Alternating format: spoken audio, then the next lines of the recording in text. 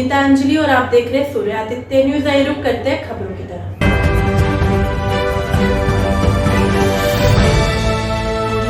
मोदीनगर विधायक डॉक्टर मंजू सिवाच को विधायक बने हुए 7 वर्ष पूरे होने पर विधायक निधि से कितने कार्य किए हैं, आइए सुनते हैं उन्हीं की जुबानी। मैम, आपको दोबारा 2 साल विधायक बने हो गए हैं। 2 साल में कितने कार्य हुए हैं आपके क्षेत्र में आपके निधि द्वारा?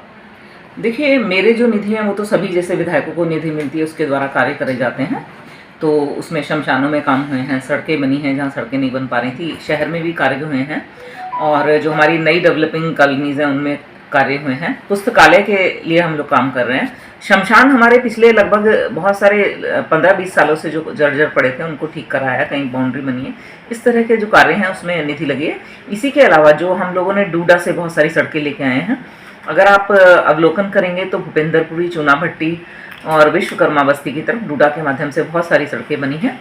साथ ही साथ मैंने फरीदनगर में एक हमारी गौतमपुरी कॉलोनी है, एक बार हमारी पार्टी का कार्यक्रम वहाँ हुआ था मेरे पिछले कार्यकाल में, तो मैंने देखा कि सड़कें बहुत नीची हैं और पानी की बड़ी अव्यवस्था है, ड्रेनेज नहीं है। तो मैंने स्वतः संज्ञान लेते हुए उस कॉलोनी को भी भेजा था, वहाँ भी इसके माध्यम से काफ़ी काम हुए हैं। और त्वरित के भी हमारे जो कार्य हैं, जैसे कि आप देखेंगे कि इंडस्ट्रियल एरिया में जो सड़कें हैं उसमें कहीं सड़कें थी ही नहीं, तो वहाँ से कुछ सड़कें हमारी आई हैं। और साथ ही साथ जो हमारा डिग्री कॉलेज था जो बन रहा था उसका लोकार्पण इस कार्यकाल में हुआ है, माननीय मुख्यमंत्री जी ने करा है। और रेलवे जो ओवरहेड ब्रिज बनना है उसका लोकार्पण जो है इस कार्यकाल में, इस फाइनेंशियल ईयर में हुआ है। दरअसल देखिए क्या है कि बहुत सारे उसमें ये होता है कि जिले के अनुसार, लोकसभा क्षेत्र के अनुसार बहुत सारी चीज़ों का आवंटन होता है। तो हमारे बागपत बड़ौत की तरफ हमारी बागपत लोकसभा में पुल आए थे, और साथ ही साथ हमारा मोदीनगर विधानसभा क्षेत्र का और मेरठ की जो जोड़ पे है मोदिनपुर का, उसका भी पुल आया था। और अब इस फाइनेंशियल ईयर में हमारे इसका भी पैसा रिलीज हो गया है, लेकिन थोड़े दिनों पहले आचार संहिता थी, अभी भी है, तो अभी इस पर काम चल रहा है। मतलब कि कैसे ज़मीन लें, जो बैनामे की ज़मीन है जिनकी, तो उनसे कैसे डील करें, जो कुछ नाले के आसपास दुकानें हैं तो उनका क्या होगा, उस पर कार्रवाई चल रही है। और साथ ही साथ रेलवे विभाग इस बात पे भी ध्यान कर रहा है कि अल्टरनेटिव रास्ता हम कहाँ से बनाएं। हम लोगों ने भी उनको सजेशन दिया था कि ये बहुत चलती हुई सड़क है और इसमें अल्टरनेटिव रास्ते का एक हमें प्राविधान देना पड़ेगा, तो उसी पे वो लोग अभी देख रहे हैं कि कैसे होना चाहिए। और इसी कड़ी में जो है हमारे यहाँ इंडस्ट्रियल एरिया खूब डेवलप हो रहा है। साथ ही साथ हमारा जो चुड़ियाला की तरफ है वहाँ भी हमें कट मिल गया है, माननीय गडकरी जी ने हमें वहाँ कट दिया है। तो मुझे लगता है कि जैसे भोजपुर की तरफ विकास हो रहा है, और आप देख रहे होंगे आते जाते कि बहुत हाउसिंग और बहुत इंडस्ट्रियल एरिया डेवलप हो रहा है, तो इसी तर्ज पे जो है हमारा खरखौदा रोड पे चुड़ियाला की तरफ भी डेवलपमेंट होने की पूरी हमें उम्मीद है। मैम, ये जो NH 58 बोलते हैं इसे, ये टूटा हुआ है, बहुत ज़्यादा गड्ढे हुए हैं, एक्सीडेंट हुए हैं, बहुत लोग एक्सपायर भी हुए हैं। बिल्कुल। मगर इसका कब तक हो पाएगा ये? देखिए, मैंने ये स्थानीय स्तर पर भी रेलवे मिनिस्टर को भी दे दिया है, और मुझे लगता है शीघ्र ही इसका काम शुरू हो जाएगा, क्योंकि जब हमारा मुरादनगर में लोकार्पण हुआ था, माननीय रेल मंत्री भी उसमें शायद आए थे, या हरदीप पुरी जी आए थे आई थिंक, तो उस समय मुरादनगर तक की सड़कें पूरा एक लेवल पे कर दी गई थी। हमारे जो स्टेशन हैं इनका बाद में हुआ था लोकार्पण, और अभी हमारा परतापुर की तरफ का, तो अगर मैं ये कहूँ तो सीकरी से लेके और मोदिनपुर तक का तो रास्ता मेरे नज़र में ख़राब है। इसके लिए हम लोग रेलवे विभाग को और RRTC के जो अधिकारी हैं उनको जानकारी में, साथ ही साथ DM साहब को भी जानकारी में है, और जो कुछ डेंजर पॉइंट्स हैं वो भी हमने चिन्हित करके SP ट्रैफिक और कमिश्नर और ऑफ पुलिस एंड DM साहब को दिए हैं कि जो डेंजर पॉइंट है, जहाँ एक्सीडेंट प्रोन एरिया है, उनको भी आप अपना स्टडी करके उनको ठीक कराएं। ऐसा हम लोग पूरा कर रहे हैं। निश्चित ही इसका जल्दी काम शुरू हो जाएगा।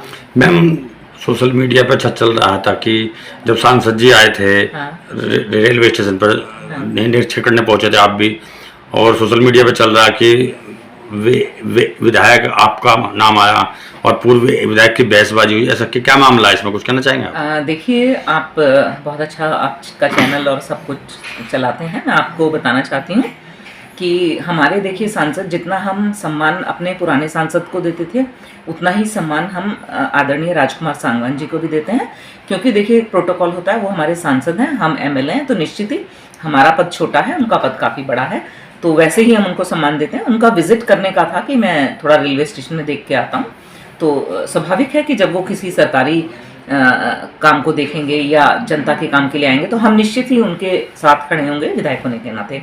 तो मैं भी वहाँ पहुंची थी, उन्होंने मुआयना करा।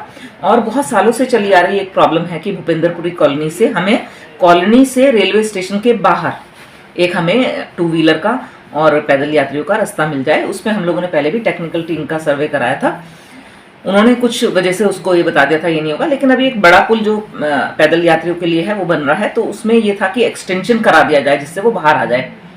उस पर लेके देखिए अपना कुछ लोग थोड़ा जोर से बोल देते हैं और कुछ लोग साधारण भाषा में बोलते हैं। लेकिन मैं आपको ये बताना चाहती हूँ वहाँ कोई कि हल्ला गुल्ला शोर शराबा, जिन लोगों ने भी ये कहा है ये गलत है। जो हमारे पुराने विधायक जी हैं वो भी सम्मानित हैं, विधायक रहे हैं, चेयरमैन भी रहे हैं, ना तो उन्होंने कोई हल्ला करा और फिर मेरा तो कोई स्वभाव ही नहीं उठता है ही नहीं कि भाई मैं शोर शराबा करूं। और देखिए सड़क पे खड़े होकर चाहे पुराने विधायक हो चाहे हम हो, हम लोग इतने समझदार हैं, हम सड़क पे थोड़ी हल्ला गुल्ला करेंगे। तो ऐसा कुछ नहीं हुआ। पता नहीं कुछ लोगों को क्या कन्फ्यूजन हुआ।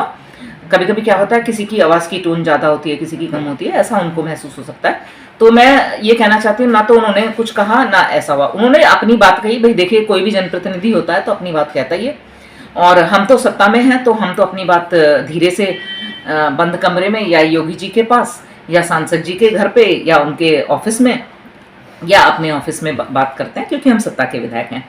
और उन्होंने भी कुछ ऐसी जोर से नहीं कहा जहां तक मुझे ध्यान है। मेरे बाद कुछ कहा हो तो मैं कह नहीं सकती, लेकिन मेरे सामने ना उन्होंने कोई शोर शराबा करा और मेरा तो कोई ऐसा था ही नहीं, ना किसी कार्यकर्ता ने करा। हाँ, जनता ये कह रही थी कि जी ये पुल जरूर होना चाहिए। अब उसको आप शोर शराबा समझ लीजिए, उसको चर्चा समझ लीजिए, या उनकी व्यथा है कि हमारा भूपेंद्रपुरी से कनेक्शन जो है रेलवे स्टेशन के बाहर तक हो जाए। तो ये तो स्वाभाविक है, जनता बोलेगी ही, जनता कहेगी, और हम भी जनता के साथ हैं। हम स्वयं कह रहे हैं, हम स्वयं विजिट करा रहे हैं, तो मुझे नहीं लगता कि ऐसी कोई बात है। और देखिए जो ये विकास हमारी सरकार कर रही है, देखिए पुराने जमाने में जब मोदी नगर बसा था तो उस समय की सरकारों ने मोदियों को जमीन दी, मोदियों को बसाया, टाटा बिरला अंबानी को बसाया, बांध बने और बहुत सारे जो हैं और योजनाएं आई, कारखाने लगे, इस तरह के जो डेवलपमेंट हुए। अब हमारी सरकार है तो ये सब चीजें बन चुकी हैं। तो जो भारतीय जनता पार्टी की अब सरकार आई है तो आदरणीय मोदी जी और योगी जी के नेतृत्व में और तरह की योजनाएं चल रही हैं, जैसे कि बस रेलवे स्टेशन का सौंदर्यीकरण हो रहा है। जैसे बस अड्डे का पहले सौंदर्यीकरण हो गया था, वो थोड़ा सस्ता प्रोजेक्ट था, स्टेट का था, ये थोड़ा महंगा प्रोजेक्ट है, तो ये केंद्र सरकार का है प्रोजेक्ट, तो वो हो रहा है। अब ये विकास एक सतत प्रक्रिया है, विकास अमेरिका में भी खत्म नहीं हुआ है। तो मोदी नगर की तो मैं बात ही क्या करूं, विकास हुआ था, हुआ है और होता रहेगा। जैसे कि मैं आपको छोटी सी बात बोलूं कि मैंने सैनिक स्कूल का बड़े जोर शोर से, मैंने और मेरे पुराने एमपी साहब जो थे हमारे आदरणीय डॉक्टर सत्यपाल सिंह जी, हमने बड़े जोर शोर से सैनिक स्कूल का मुद्दा चलाया कि हमारे सैनिक स्कूल होना चाहिए। मैंने बहुत वर्कअप करा उसमें, और हमने ज़मीनें भी ढूंढी 500-600 बीघा डीलना, सैदपुर, हुसैनपुर की तरफ। तो क्या हुआ कि हमारा प्रोजेक्ट 2 ही मिलने थे सैनिक स्कूल यूपी में, तो प्राथमिकता पे कहीं और चला गया। लेकिन देखिए 2 ही जगह जाना था सैनिक स्कूल, इसका ये मतलब कतई नहीं है कि हम मेहनत करना छोड़ दें, हम सैनिक स्कूल मांगना छोड़ दें, हम सेंट्रल स्कूल मांगना छोड़ दें, हम सड़कें मांगना छोड़ दें, हम महिला सशक्तिकरण के केंद्र मांगना छोड़ें। हम मांगते रहेंगे, मांगते रहेंगे, और जब हम 10 चीजें मांगेंगे तो 2 आएंगी। और ये अपने कार्यकाल में हर जनप्रतिनिधि मांगता रहता है।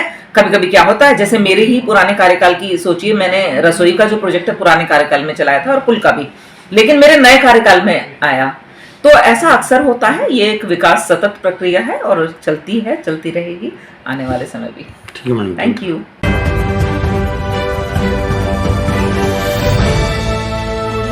आज के लिए खबरों में बस इतना ही। कल फिर होगी आपसे मुलाकात। हमारे चैनल को लाइक, शेयर और सब्सक्राइब करें। नमस्कार।